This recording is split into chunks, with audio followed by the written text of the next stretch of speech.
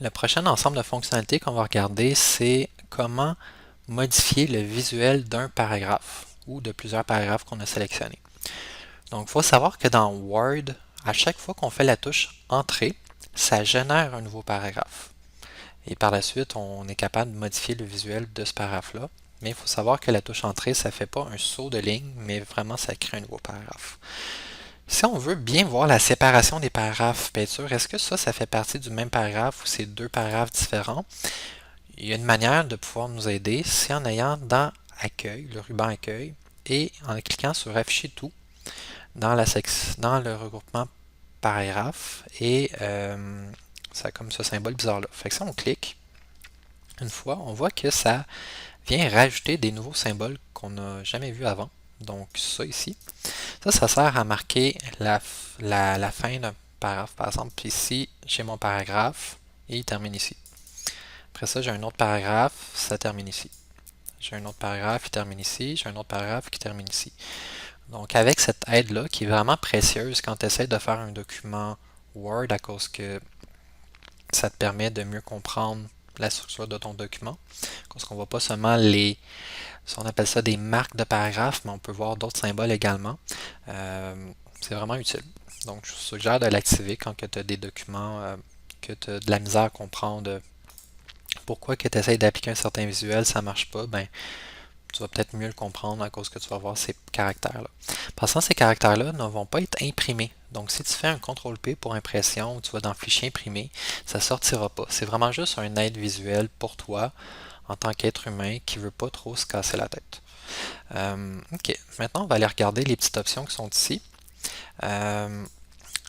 Mais avant, je voudrais vous montrer quelque chose. Vous voyez que à chaque fois qu'on est sur un paragraphe, ben, il y a la règle qui est en haut, la règle verticale, puis il y a des petites choses un peu particulières dessus. Okay? Il y a deux triangles, un qui pointe vers le bas, un vers le haut, puis un carré. On va essayer de jouer un petit peu avec, puis on va voir ce que ça donne. Si je prends le triangle vers le haut, je tiens enfoncé et je glisse.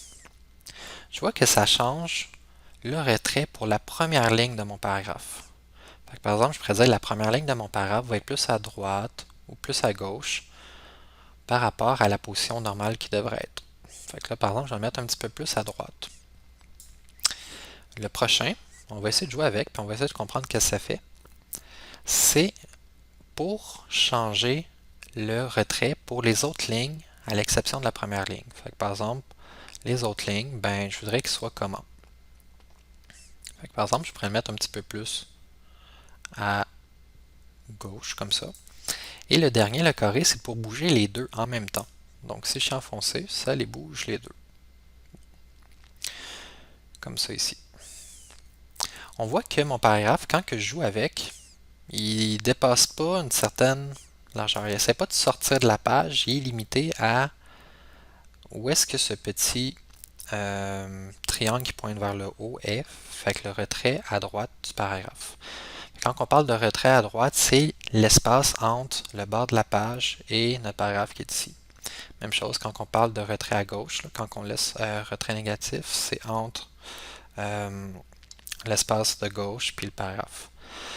Ça, c'est cute et intéressant à utiliser cet outil-là sur la, la, la, la règle horizontale qui apparaît ici. Cependant, c'est pas très précis. Parce que c'est-tu 1 cm que je viens mettre, c'est-tu 1 cm et demi que je viens de mettre pour le retrait pour ma première ligne. Mais si on veut le changer, être sûr que c'est exactement le bon nombre de centimètres qu'on veut, mais on va aller dans les options avancées du paragraphe. Fait que là, j'ai mon focus sur mon paragraphe. Fait que j'ai soit un mot du paragraphe, soit je prends le paragraphe au complet, ça ne dérange pas. Par exemple, ici, je vais juste avoir mon curseur qui clique sur un des mots du paragraphe. Et dans le regroupement paragraphe, je clique sur voir les options avancées. Et là, je peux vraiment paramétriser de manière plus précise, par exemple, pour ma première ligne, c'est quoi le nombre de centimètres. Fait que, par exemple, je pourrais dire, ben, ma première ligne, c'est 1,50 cm. Un peu comme on l'avait vu avec la police, c'est une section aperçue pour voir le résultat final que ça va donner quand tu vas peser sur OK. Je pourrais changer le retrait à gauche. pourrais changer le retrait à droite. Fait qu'on peut jouer avec ces différentes options-là. On peut également jouer avec l'espacement entre les différentes lignes à l'intérieur d'un paragraphe. Donc, je pourrais dire, ben, je mets un certain espacement de 1.25, mais je pourrais le mettre à double interligne, comme ça ici. Je pourrais le mettre un interligne précis, fait que je pourrais marquer qu'est-ce que je veux, et ainsi de suite. Donc là, la seule chose qu'on va faire, je vais annuler ça ici, on va juste s'assurer que la première ligne, elle est à 1.5 d'espace, 1.5 cm. Fait que pour être sûr, on ne va pas y aller avec ça ici, à cause c'est pas assez précis. On va quand même essayer de le mettre. Tiens, je vais le mettre ici. Et fait que là, ça a l'air d'être 1.5, mais je vais juste vérifier. Je vais aller dans le menu avancé. Ah oui, c'est bien 1.5. Donc, ça pour ça. Prochaine chose qu'on va regarder, on peut également changer l'alignement des mots par rapport à le début.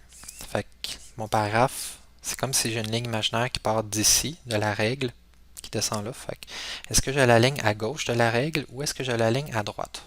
Fait que l'extrémité de mon paragraphe, c'est ici. Où est-ce qu'il y a le triangle qui pointe vers le haut? Fait que par défaut, tout est aligné à gauche, mais si j'ai un paragraphe de sélectionner, je peux le mettre à droite. Je peux le mettre centré ou je peux prendre l'option justifier. Fait que justifier, il va essayer de mettre quelque chose à gauche et à droite du paragraphe, de tout l'espace qui est disponible. Et par la suite, il va jouer avec l'espacement entre les mots pour arriver à faire en sorte que tout rentre. Donc, il n'y ait pas de vide ni à gauche ni à droite. Autre chose qu'on peut également regarder à l'aide de ce menu-là, c'est de jouer avec la couleur de fond d'un paragraphe et les bordures. Donc, par exemple, ici, ce paragraphe-là, je vais aller mettre une couleur de fond. Je vais dire, je vais mettre, mettons, la couleur or qui est ici. Et on va aller regarder ensemble un peu le menu pour mettre des bordures. Il y a plein d'options ici. Ça, c'est pour bordure. Moi, je vais vous suggérer, on va aller dans bordure et trame, parce que c'est un outil super le fun pour paramétriser les bordures d'un paragraphe de manière très très précise. Fait qu'on va aller ici, bordure et trame. Et là, ici, on peut dire, OK, bon, ben, quel style de bordure je vais appliquer à mon paragraphe. Fait que je pourrais dire, OK, je veux que ce soit une ligne pleine, je veux que ce soit une ligne pointillée, etc. Fait que là, Sky is the limit, vous choisissez qu'est-ce qui vous intéresse. Donc, par exemple, je vais dire, OK, j'aimerais savoir ce style de bordure-là. Quand je clique dessus, comme j'avais pas de bordure encore autour, il en met ce style-là pour les quatre. Je pourrais décider, ah non, ce style-là, finalement, je voudrais l'appliquer juste à une seule place. Fait que je pourrais, mettons, dire, je l'enlève d'ici, je l'enlève d'ici, je l'enlève d'ici, je le garde juste là. Fait qu'en cliquant dessus, mais on vient de faire en sorte que ça va juste apparaître en haut, ce style-là. Je pourrais changer la couleur, je pourrais le mettre, mettons, en or. Et je pourrais changer la largeur également. Fait que, par exemple, je vais faire ça ici. Fait que là, j'ai pris un certain style, je l'ai mis en jaune, une certaine largeur. Je vais mettre ce style-là pour le bordure en haut puis en bas. Fait qu'on voit que si je reclique, ça vient d'appliquer le style sur la bordure que j'ai cliqué.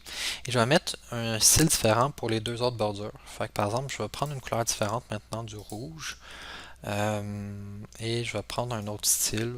Prenez-le au hasard comme vous voulez. Je prends, mettons, lui. Et là, je clique là et je clique là.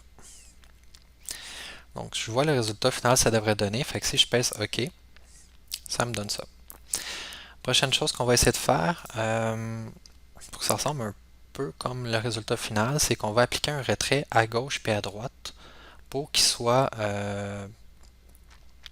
plus petit. Donc, on peut y aller de la manière suivante. On pourrait utiliser ici le retrait à gauche puis le tasser pour dire, OK, mettons, je mets un retrait de 4 cm par la gauche et je pars d'ici, puis j'essaie de mettre un retrait d'à peu près 4 cm par la droite.